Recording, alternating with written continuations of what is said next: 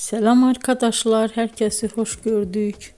Bugün sizler için sevilen oyuncularımız Birce Akalay ve İbrahim Çelikkol'dan güzel sempatik fotolar hazırladık. Birce Akalay yer gök aşk, hayat bazen tatlıdır, siyah beyaz aşk bu kimi dizilerde rol almış ve herkes tarafından çok beğenilmiştir. Biz de sizler için onların sempatik karelerini hazırladık.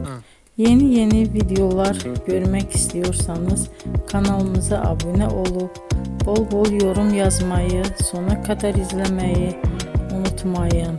Bizden bu kadar. Hoşça kalın.